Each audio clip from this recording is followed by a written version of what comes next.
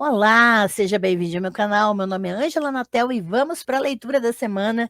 E eu quero ler um trecho deste livro aqui, recém-lançado da Lilian Schwartz, que é Imagens da Branquitude, a presença da ausência. Quero ler um trecho específico que é intitulado Eles que são brancos que se entendam, ou afinal, o que é branquitude? Quem se dedica a historicizar a multidão, as pessoas despossuídas, subalternas, escravizadas, se vê tendo de enfrentar o poder e a autoridade dos arquivos e os limites que eles estabelecem. Saidia Hartman. Sobre a lógica dos provérbios, repetir sem pensar. Provérbios são frases de efeito, em geral curtas, que nos habituamos a usar, ouvir e repetir, sem normalmente pararmos para pensar no significado mais profundo que contém. Não raro introduzimos um debate ou concluímos declinando esse recurso retórico, mesmo que não tenhamos controle absoluto sobre o que dizemos. Usamos tais textos mais pela força do costume do que necessariamente por dominarmos o sentido. Segundo o dicionário, provérbios são ditados de origem popular que resumem conceitos morais e normas sociais. Seriam assim condensados de intenção, fariam uma súmula daquilo que a sociedade emana, provoca e difunde. Nas escrituras bíblicas, provérbios são sentenças cujo intuito é educar e aconselhar. Seguindo a orientação religiosa, os provérbios confirmariam orientações e indicariam direções morais. De uma maneira geral, é possível dizer que provérbios são produto, mas também produzem concepções presentes nas sociedades, de forma difusa, tendo grande poder de reiterar e certificar noções previamente estabelecidas. Funcionam assim, à semelhança das poderosas teorias do senso comum, que mais do que agirem como sistemas de comunicação ingênuos e sem importância, na verdade estão na base de modelos e estruturas que, de tão arraigados, não precisam de maiores explicações. São, portanto, recursos repetitivos, cuja simples emissão costuma ou pretende gerar concordância e aceitação. Pois bem, gostaria de refletir sobre um provérbio em especial. Eles que são brancos, que se entendam. Recorri mais uma vez ao dicionário e a outros registros com o intuito de chegar a uma definição mais abrangente e consensual da frase acima. Mas a pluralidade de usos e sentidos é grande. A ausência de uma interpretação unívoca é antes sintoma das contradições e ambiguidades que envolvem tal enunciado e seu sentido. Há quem arrisque afirmar que o provérbio citado seria o resultado de uma expressão popular que emprega a cor branca como símbolo de paz e transparência. Disso decorreria conferir às pessoas brancas e de origem europeia um monopólio dos acordos que visam pacificar situações de conflito. Se pensarmos que o fenômeno da branquitude é composto de hábitos e costumes que produzem e naturalizam um monopólio das instâncias de poder e decisão, e se voltarmos ao uso mais corriqueiro da expressão, será fácil notar como ela cria uma espécie de paradoxo, uma forma de inversão passageira. Provérbios não são feitos para serem explicados literalmente, mas tendemos por uma vez usar esse tipo de procedimento. Eles, os brancos, que sempre se entenderam, deixaram de fazê-lo e precisam, pois, voltar a encontrar novas formas de convivência. Tanto que o provérbio é, em geral, utilizado em situações de conflito entre gente poderosa, mas que não pedem a intervenção externa para seu desenlace. Nesse sentido, a frase pode revelar uma situação tensa, do tipo: eu que não vou me intrometer nessa briga, vocês que são brancos que se entendam. Ou seja, em confusão de gente grande é melhor ficar bem longe. O provérbio atuaria, portanto, com a mesma estrutura da piada, a partir de inversões de consensos. Os brancos, teoricamente, e quando questão envolve a manutenção do status quo, sempre se entendem. Se isso não ocorre, o melhor é deixar que eles mesmos reacomodem a situação. Existe quem evoque ainda uma suposta matriz portuguesa para o provérbio, alegando que ele teria origem numa das primeiras punições impostas a pessoas consideradas preconceituosas. Diz a lenda que um capitão negro teve um entrevero com um dos seus comandados e foi se queixar sobre o caso com um oficial português. seu superior da hierarquia militar. O capitão reivindicou uma punição exemplar para o soldado que o desrespeitara. Como resposta, ouviu do português a seguinte frase: "Vocês são pardos, lá se entendam." O capitão ficou então indignado e recorreu à instância superior à do oficial, na pessoa de Dom Luís de Vasconcelos, 12º vice-rei do Brasil. Pois bem, a narrativa continua, mas em direção oposta ao que se imagina. Ao tomar conhecimento dos fatos, Dom Luís mandou prender o oficial português, que estranhou a atitude do vice-rei. E Dom Luís se explicou: "Nós somos brancos, cá nos entendemos." Não encontrei muitas fontes para confirmar tal versão. O certo, porém, é que, confiemos ou não nessa informação, ela socializa uma visão criada na modernidade, que dividiu o mundo em raças. Aos pardos, a confusão social; aos brancos, a concórdia.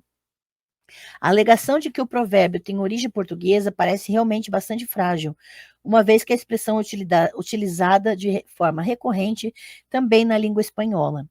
Aliás, nesse idioma existem duas frases populares que se assemelham e descrevem contextos linguísticos próximos. Há eles que são blancos e se entendem, e hablando se entendem os blancos. Ambos os ditos comportam interpretações e sentidos semelhantes, denotando uma visão bem essencial das diferenças raciais. Não obstante, o segundo provérbio parece sugerir que os brancos é que dominam a linguagem social, os demais não. Falando, né, se entendem os brancos. Se não muitas as versões e as interpretações, o que elas têm em comum é fazer referência a uma situação recorrente, a distinção cultural, social, política e racial entre brancos e não brancos. Provérbios assim demonstram a capacidade de acomodar processos dicotômicos que separam e naturalizam essas que são, a bem da verdade, distinções sociais e históricas. A civilização contra a barbárie, ordem versus desordem, mando como o contrário de obediência, nós oposto a eles. Além do mais, pretende se tornar essenciais e apresentar como variações biológicas supostas diferenças raciais, cuja transformação em teorias tem datas e local. Elas surgem com o processo colonial e com a montagem de um sistema escravocrata transatlântico que dividiu povos em raças. O sistema colonial também criou economias distintas, converteu a riqueza dos países europeus em matéria de consenso e de mérito, ao passo que o universo de valor das regiões invadidas e que foram muito desestabilizadas ou depauperadas por esse contato, eram vistos como primitivos ou inferiores. O mesmo projeto moderno ainda classificou o mundo dos outros. Eles teriam crenças, nós religiões. Eles teriam mitos, nós filosofias. Nossa história seria universal, a deles apenas local. Se tal divisão dicotômica do mundo tende a simplificar realidades muito mais complexas, o certo é que a matéria-prima dos provérbios é, na maioria das vezes, feita desse tipo de polaridade, devidamente exacerbada. Provérbios são, assim, marcas de fronteira, as quais incluem práticas e formas discursivas que buscam converter distinções históricas e sociais entre grupos em verdades ontológicas. Tomando-se um exemplo acima, seria possível concluir que provérbios atuam enquanto estruturas linguísticas afirmativas. No caso, modos de estar e performar num mundo dominado pelas populações de origem europeia, os brancos que se entendam. Essa história começa lá no século XVI, com a organização de um sistema colonial em escala global. Enquanto a assim chamada história universal consagrou esse momento apenas como uma era de explorações do mundo, hoje sabemos o custo do processo de expansão europeia, que implicou invadir territórios, expoliar populações nativas, introduzir doenças, matar nativos dissidentes, impor línguas e religiões, além de sequestrar populações africanas, no que foi o maior êxodo forçado da modernidade. O termo escravidão e seu conceito não eram novos no século XVI. A Europa conheceu esse tipo de regime, que supõe o domínio de uma pessoa por outra, assim como a Ásia e a própria África. Mas a novidade agora era o capitalismo mercantil, que procurava transformar pessoas em mercadorias, em coisas, e que ligou as várias partes do Atlântico na base de um comércio de almas altamente lucrativo, o qual durou mais de 3 séculos ininterruptos. E a escala desse negócio de corpos era tal que desestabilizou o próprio continente africano. O tráfico promoveu guerras internas, desorganizou sociedades maiores e menores e cortou a vida de milhares de pessoas.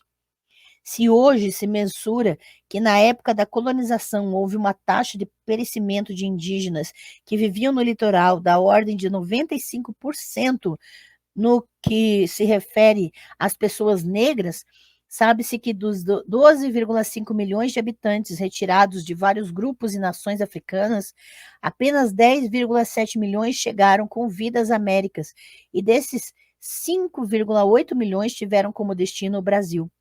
Ou seja, a então colônia portuguesa e depois o Império do Brasil receberam mais da metade dos africanos e africanas sequestrados do seu continente de origem. Simultaneamente, tomou força e foi se automatizando uma linguagem social, com o tempo, tendeu a se tornar bastante consensual. O conceito de raça e a noção ontológica de que a humanidade era dividida e cindida entre grupos superiores e grupos inferiores. Se a princípio a religião e a noção de guerra santa, a luta contra os fiéis, procuravam animar e justificar as invasões europeias, a partir do final do século XVIII e inícios do século XIX, essas concepções ganhariam o certificado da ciência da época. Conceitos retirados do darwinismo social, do evolucionismo e do determinismo racial ajudavam então a explicar, com a força da biologia, o que era, na verdade, efeito da violência da modernidade. Pode-se afirmar, portanto, que é nesse contexto que se divide em grupos sociais como raças. Isso é, a biologia ocidental inventa a raça. Segundo Michel Foucault, uma das condições que explicariam o surgimento do racismo seria o biopoder, um instrumento de controle político e de regulação econômica, caracterizado por um conjunto de discursos e práticas que fundam e organizam a sociedade burguesa capitalista, criando mecanismos de avaliação oficiais. Ela é classificada, vira objeto de pesquisas e censos. Explica o filósofo francês que o racismo surge assim no mesmo momento em que o Estado-nação passa a controlar as populações e em que a bandeira da purificação das raças vira objeto privilegiado da normalização social. Nesse processo, os discursos médicos e biológicos ganham importância estratégica nas tecnologias do poder, que incluem práticas de vigilância e de punição para a sociedade e tudo que fosse considerado desvio. Na mesma direção, Hannah Arendt mostra como duas noções sobressaíram no 800, transformando-se em ideologias não só adotadas pelos estados, como consumidas pela sociedade de uma maneira geral. Aquela que entende a história como uma luta de classes e a que nos interessa mais de perto, aquela que interpreta a história enquanto uma luta natural entre raças, com o predomínio da mais forte biologicamente. Ao mesmo tempo, e como mostra Silvia Almeida, o racismo, enquanto um sistema histórico e político, corresponde também a um processo de constituição de subjetividades, uma vez que se produz um conjunto articulado de teorias que fornece explicações racionais para a desigualdade social e cria uma comunidade de sentimentos que considera normal e natural que o mundo seja dividido entre brancos e não brancos. Pessoas africanas não se definiam até então como negras em seu próprio continente de origem. Existiam outras formas de segmentação vigentes, mas não essa que buscava estabilizar apenas um critério, aquele que intersecciona fenótipo, origem e cor da pele e, sobretudo, prioriza a biologia e a noção de imutabilidade das raças. As populações se dividiam por religião, território, língua, todas características históricas imutáveis igualmente. O mesmo poderia ser afirmado para os índios, entre aspas. A palavra tão exterior à realidade local que a princípio designava uma confusão histórica. O fato de os europeus terem achado que haviam aportado nas Índias no século XVI. O termo nomeia, pois, não uma forma de autodefinição, né, mas uma maneira externa de atribuição de sentido aos outros. E aquele que domina a classificação, na maioria das vezes, domina também o conhecimento e as denominações que dele derivam. Negros e indígenas eram os outros, mas os brancos colonizadores eram os outros dos outros. E eu escolhi esse trecho especificamente porque vai delimitar a violência que perpassa a linguagem. Já falei disso aqui no canal, já fiz um vídeo refletindo sobre essa questão de como a nossa fala vai produzir e reproduzir violências, e essa ideia dos provérbios que a Lilian aponta é algo extremamente importante. E até a forma de designar quem é negro, entre os povos africanos não há essa designação. Designar índio para os povos nativos ou indígenas é também uma forma do colonizador designar os povos nativos. Então, nós precisamos começar a perceber a fala, o que está implícito na nossa fala, na linguagem, nas formas de designar. Fica aqui a dica de leitura da semana, uma leitura importantíssima, né? Imagens da branquitude, a presença da ausência, e todas as referências de leitura estão na descrição desse vídeo, como em todos os vídeos de leitura do canal. Um grande abraço e até a próxima.